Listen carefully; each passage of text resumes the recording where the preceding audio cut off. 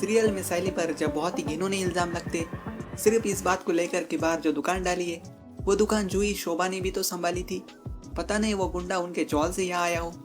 रेणुका किसी की नहीं सुनती, बात बात में शोभा पर गलत संस्कार देने पर उन्हें ह्यूमिलेट करती है। सचिन शोभा सायली दोनों को बचाते हुए कहता है कि वो जानता था उस चंदू के बारे में। रिया यहाँ कंफ्यूज हो जाती है कि सायली ने कहा, उसे बताने का चांस तक नहीं मिला। सचिन याद कर सायली क्यों उसे कॉल कर रही थी, क्यों सायली को उसकी जरूरत थी। सायली को रेणु के तानों से बचाता है।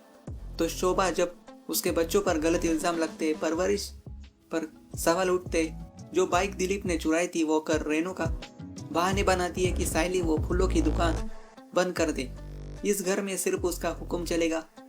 सचिन सायली दोनों शोभा को वापस चौल छोड़ने आते। तब शोभा सायली से वादा करने के लिए कहती है सायली कभी उल्टा जवाब नहीं देगी, इस पर कि वो कोई वादा नहीं करेगी।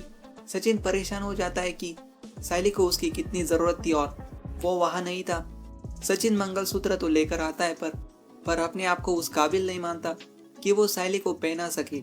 सायली सुनकर कि सचिन अपने आप को अच्छा पति नहीं मानता, याद दिलाती है कि उनकी शादी में उससे बिना जाने उससे शादी की थी, जिम्मेदारी निभाई।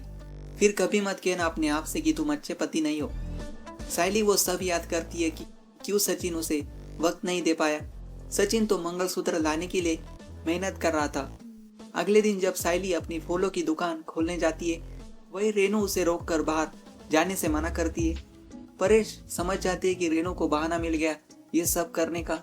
रेणु उसका घर है, इज्जत की बात कर, सायली दुकान नहीं खोलेगी, बाहर नहीं जाएगी, कहती है।